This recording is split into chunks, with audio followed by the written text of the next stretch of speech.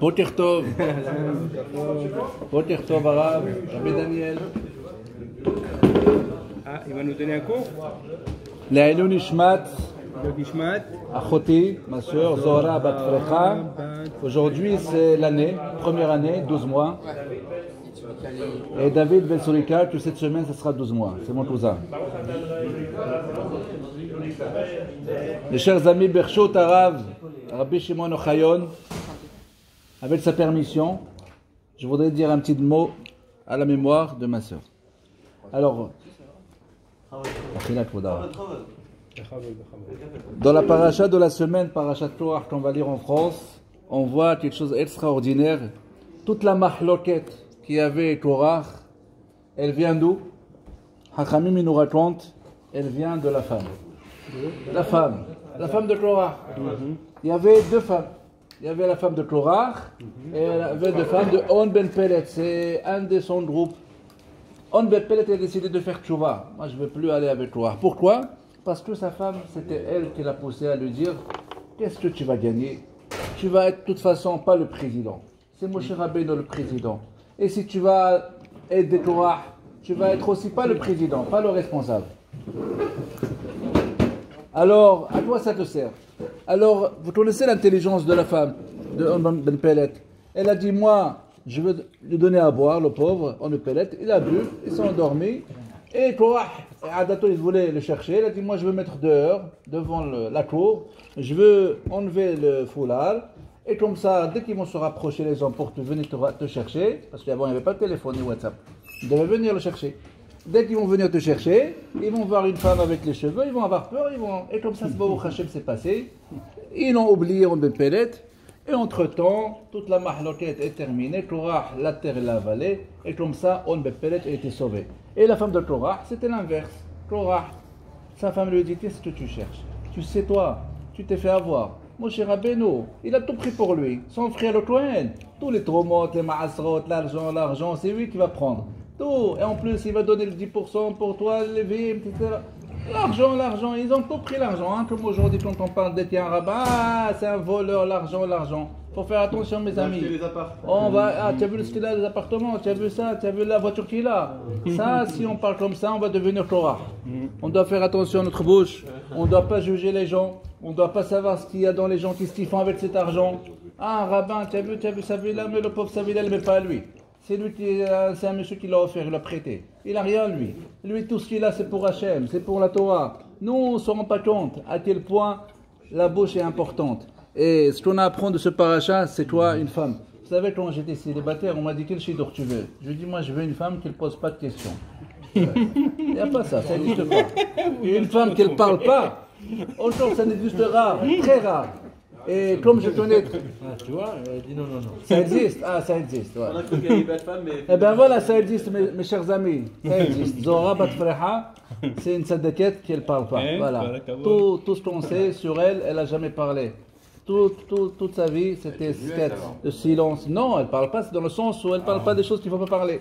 Ça veut dire qu'elle ne répond pas, elle ne parle pas des choses pour rien, elle parle comme les femmes intelligentes.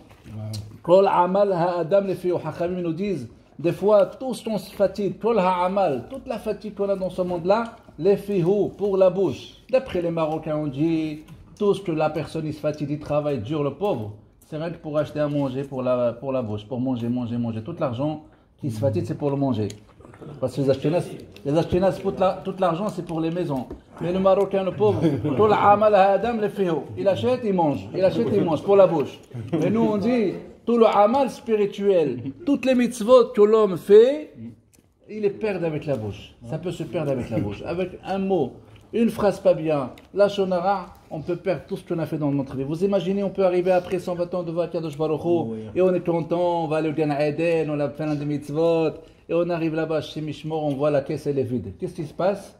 Eh bien, quand on a parlé la shonara, et c'est toi la shonara, Parce qu'on se trompe, on croit la Shonara, c'est parler du mal et inventer des choses. Non, c'est juste raconter une histoire. Tu as vu lui, je l'ai vu à la Sierra Leone. Tu as vu celui-là, tu as vu celui-là. Excuse-moi, je te coupe 2 minutes, ça va plus loin avec les explorateurs. Ils ont été punis parce qu'ils ont dit mais. S'ils n'avaient pas dit mais, donc un mot, t'es mort. Exactement, ça veut Donc, dire voilà, ça veut dire qu'il ne faut pas parler. tous les sourim, Ils n'ont pas dit mais en français, hein, ils ont dit BFS. Pas pareil. tous les sourim que l'homme il a dans ce monde-là, tous les sourim, toutes les souffrances, c'est rien à cause de la bouche. Et là, ce srout-là, on va apprendre de notre sœur Zohara, Bat Frecha, ala Shalom, Shetin Shmata Tzula Bet Zorah Haim.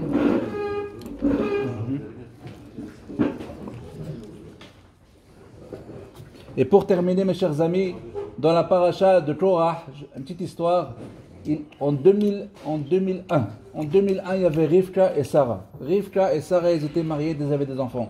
Et ces enfants de Rivka, ils jouaient dans la maison de Sarah. Et les enfants de Sarah, ils jouaient dans la maison de Rivka. Jusqu'à qu'un jour, les enfants sont disputés. Il y avait la mahloket, même les enfants des fois. Et la mahloket est arrivée chez les parents. Toi, mon fils, il m'a dit. Et Rivka et Sarah sont en mahloket, ils ne parlent plus. 1 an, 2 ans, ils ne parlaient plus.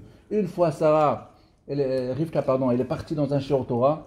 Et juste quand elle rentre, il dit la mahloket, c'est lui qui en dispute. Hachem Ishmor, il n'y a pas de bracha, il n'y a pas de réussite, il n'y a pas ça, il n'y a pas mieux que faire le shalom. Plein du moussard sur le shalom, sur la paix. Et la Rivka, elle a cru qu'il parlait pour elle. Dès qu'elle est rentrée, elle est partie vite chez Sarah. Elle tape la porte. Sarah, elle ouvre la porte, elle va Rivka. Elle veut claquer. Elle dit non, Mahila, pardon, excusez-moi, c'est une vraie histoire, mes chers amis. Mahila. Elle lui a dit, c'est ce qu'il y a. Elle lui a dit, c'est moi, c'est ma faute, les enfants, c'est pas leur faute, je m'excuse. Elle aussi, elle a dit, Sarah, je m'excuse, Mahila, ils ont fait la paix. Et mes chers amis, Rivka a dit à Sarah, tu sais que ma fille, elle se marie, elle se fiance jeudi prochain.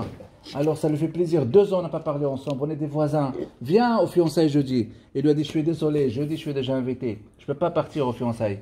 Et il lui a dit, bon, c'est pas grave, j'ai déjà des choses à faire et je ne peux pas aller aux fiançailles. Alors il lui a dit à sa fille, les parents, elle est rentrée, Rivka à la maison, elle a dit à sa fille et à elle, tu sais, notre voisine, on a fait la paix, ça fait 2 ans on n'a pas parlé avec elle. Est-ce que tu voudrais repousser le fiançailles à dimanche? Et il lui a dit, écoute maman, tu es tellement gentille avec moi, on va repousser à dimanche. Elle a tapé la porte, elle a dit, voilà, on a poussé pour toi dimanche, tu vas venir dimanche en fiançailles. Mes chers amis, l'histoire elle est comme ça. Vous vous rappelez de Armonot, Versailles, la salle de Versailles en 2001. La salle de Versailles à Jérusalem, il y avait 380 personnes et il y avait presque 200 blessés et 24 morts si je me rappelle bien. C'était la salle de premier étage jeudi. Et la salle de rez-de-chaussée, c'était le fiançailles de jeudi. Et c'est parce qu'elle a fait la paix, le shalom avec elle, elle a sauvé tous les 200 peut-être invités qui devaient être en bas. Et si le haut, il y avait 200 quelques blessés, 24 morts, vous imaginez le bas, ils devaient être tous morts. Regardez, à cause du shalom, à cause de la paix, à cause de la batranout, de dire on va tout dépasser, on va tout placer, on va plus faire le fiançailles jeudi, rien que pour faire plaisir à cette voisine Sarah, grâce à la paix. Contre la mahloket, il faut éviter sa mahloket. On voit la mahloket, dès que vous voyez quelqu'un qui va se disputer, il faut le faire rire, il faut faire la paix. Rodef Shalom, Aaron Akloan Rodef Shalom. Avec une mitzvah aussi importante, ils ont réussi à sauver. Et des milliers des histoires on peut raconter grâce au Shalom, grâce à la paix qu'il y a entre un juif et l'autre. Et Baruch Hashem, ces paroles seront à la mémoire de Zohar Bat Frecha qui était vraiment une tzadeket. Elle ne parlait pas, elle était badranite. Et comme on dit, Hachamim, ils nous disent, si quelqu'un, comme il a dit hier, le Rav Yal Amrani, je l'ai entendu, il a dit dans sa dracha, c'est lui qui veut éviter les souffrances, quand on vieillit, on arrive comme ça dans des problèmes de soucis, éviter les souffrances, c'est fermer la bouche. C'est quand quelqu'un te parle, tu ne réponds pas. Ça efface toutes les fautes. Toutes les fautes du monde, on peut l'effacer. Iratso, je dirais, je m'attends, Anukin Iratso. Rabbi Hana Ben Shomer, Ratach Bechozot, Tzeleveter, Ratach Bechozot, Tzeleveter, Ratach Bechozot, Tzeleveter,